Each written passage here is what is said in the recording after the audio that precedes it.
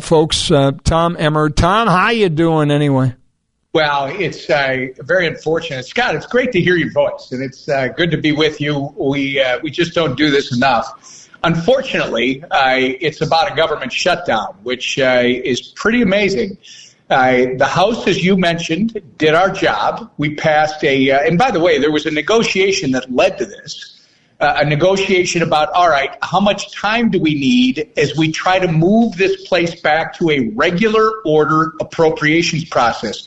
As you know, the appropriations process in the House has been broken for years. Literally, there was a motion made by the Senate and a motion made on the floor of the House back in September to go to conference on 3 of the appropriations bills, Scott. That hasn't happened. A formal conference had not happened since 2018.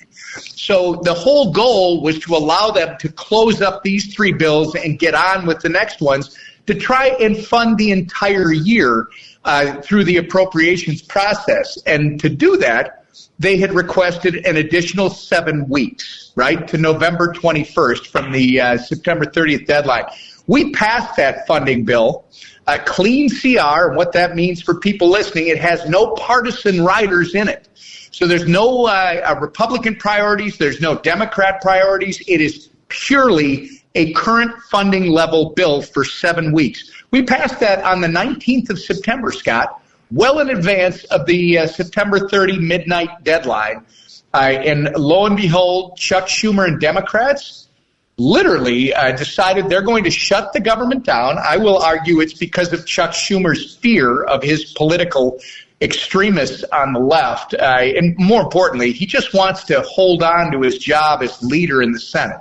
And he's afraid he's going to lose it. But he's somehow convinced all of these Democrats in the Senate, with the exception of 3 right now, he's convinced them to walk off the end of the political pier with him.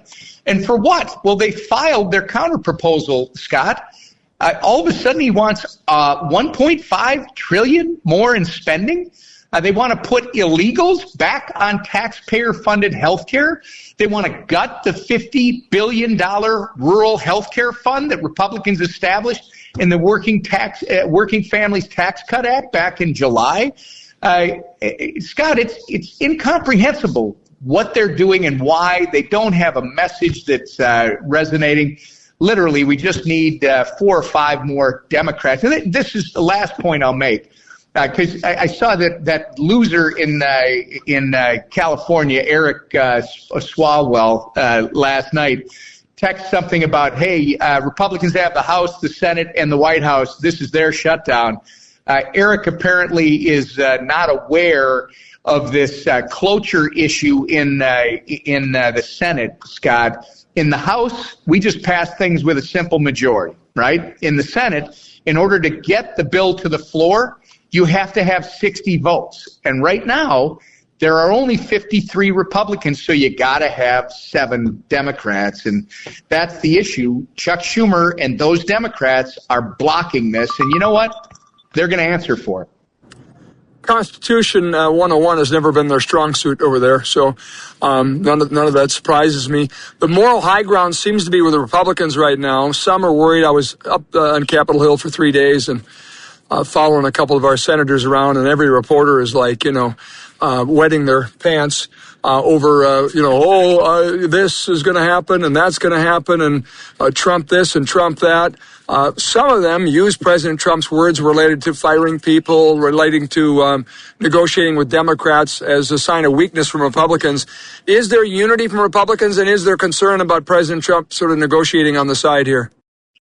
Yeah, well, there's definitely unity, and there's unity with the president. The president is the master negotiator. If he wants to negotiate something, that is all Donald Trump, and he's the best there is at it. So, but we're unified, and you're always going to have the 1 or 2. They make a statement to their local press that we should do this or we should do that. But that doesn't mean we're not unified. People are going to do what they think is right in their district. At the end of the day, you saw what we did. We've only got 219 members right now, and I think we've only got 218 seated until the Tennessee seat is filled again after November 4th. We got all 218, with the exception of Thomas Massey and Victoria Spartz, to vote for this. And we passed it ourselves. Because of the strength of the House, you didn't have to have the full 218. It took the 216, and we did that. Scott, that shows the unity. Going forward, again, Republicans of the House, we've done our job. You see that the Democrats, despite what the left-wing media is trying to suggest, the polling shows this is affecting. No, it's not. It is affecting Democrats. Democrats are responsible for this. And how do I know that it's affecting Democrats? Well, I know when my representative from Minnesota named Angie Craig and a whole bunch of other who's running for Senate, interestingly, all of these Democrats in the House now want to come back and vote to fund our troops. They want to vote to fund this. They want to vote to fund that. You know what, Scott? They had their chance back on September 19th, and they all voted no. They voted not to fund our troops. They voted not to fund our air traffic controllers and TSA and federal employees. So the House has done its job. Those Democrats are going to have to live with that no vote that they cast. And if they want to get bailed out, they better start calling their senators and tell them, get on board and pass this thing. Yeah, you Minnesota senators, you ought to let them know. They think they're doing fine. Chuck Schumer said yesterday, yesterday was way better. We're winning. Again, people not being paid. So Tina Smith, she's a beaut. Amy Klobuchar, another one, over there in Minnesota, if you're listening. Give him a jingle. Wouldn't be a bad idea. More with Tom Emmer in a minute. Is he not just the guy's guy in Congress? Yeah. I just love the dude. I really do. We have an event tonight I want to tell you about. Freedom Matters USA, great organization that brought Charlie Kirk to North Dakota a bunch of times. Now in lockstep, and we have been for some time with Turning Point USA, but we're doing fundraising specifically to get chapters in Minnesota. They need it. But North Dakota, South Dakota, Montana, anywhere the sound of my voice, you want to start a Turning Point USA chapter in a high school or a college, we're going to support you. We're going to give you funding so you can do your own set of speakers and, advocate for other kids to join. It's a great time to do it. Really is. So, Freedom Matters USA, the contact form. Let us know and we'll help. Tonight, $150 a piece. Get you into a VIP event. Glenn Beck's going to stop by, the sweetheart, which is cool. And then he'll go over to the Chester Fritz for an event there at 6:30. And you'll have tickets for this sold-out event. So for $150, go to Eventbrite, search that, or go to freedommattersusa.com, and the link is right there. More with Tom Emmer in a minute. We talked earlier with the Turning Point USA chapter officer at NDSU. We're going to celebrate them tonight, really make them the heroes because they are. And they've met Charlie many times. And just this kid from, 30 miles east or so of Fargo. Caller 7. Go caller 7, 701-271-1100. Let's go. Lucky number 7, if you call 701-271-1100 right now, you will be in the mix. Okay? By the way, Donald Trump today, what is he doing for us lately? World peace, I guess. Securing the border, getting trade deals, transforming our economy. Just amazing to me how people are losing their minds over him. I have an example of somebody losing their minds. North Dakotan used to be a Republican, literally posting on Facebook that she's having night sweats right now.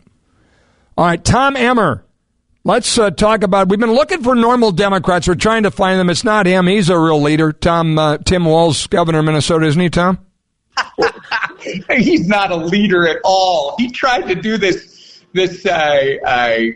national tour where he went to Illinois, he went to South Carolina. It played like a fart in church, Scott. The guy is not a leader. Nobody wants him. His own party doesn't want him in Minnesota. And you know what? He's got nowhere to go, so he's given us the greatest gift in the world. He's running for a third term as governor in Minnesota. I mean, look at Democrats in Minnesota boxed him out of the U.S. Senate race and then literally didn't want him to run for governor because he's so damaged.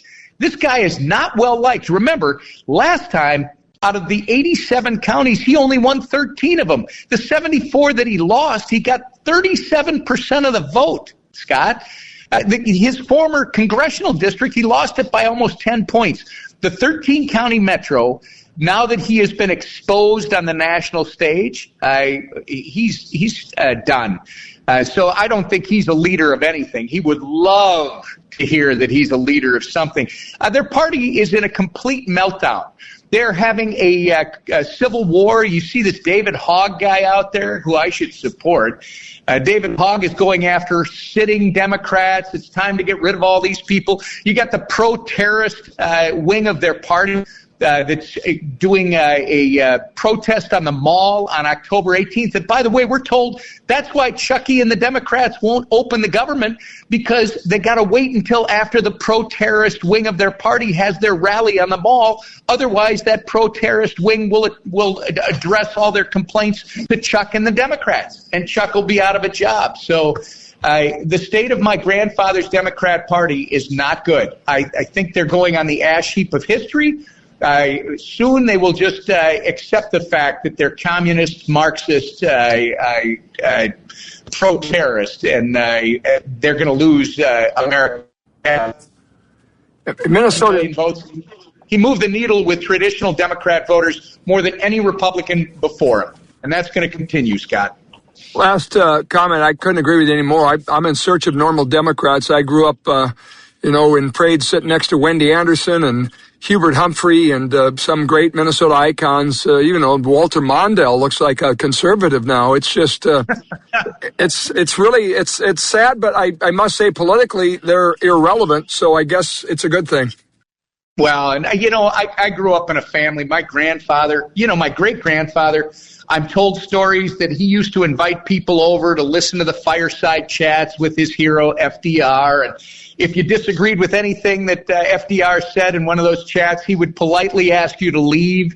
If you didn't leave, he would have you removed. My grandfather, when I came back from college as a Reagan Republican, was a proud Democrat. And I love the man. We used to debate these issues all the time.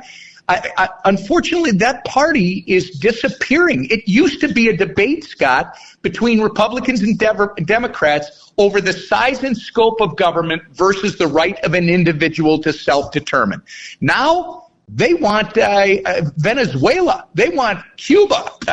These are not constitutional republic loving Democrats. These are Marxists, communists. They're and the pro-terrorist wing of their party is it's taking over, and it's scary. They're violent. Sure are. We appreciate you, Tom Emmer, great leader in that Congress. Obviously, doing good things and representing our home state of Minnesota very well. So best to you. Thanks a lot, Scott. I look forward to being with you again soon. It's a great Tom Emmer, congressman from Minnesota.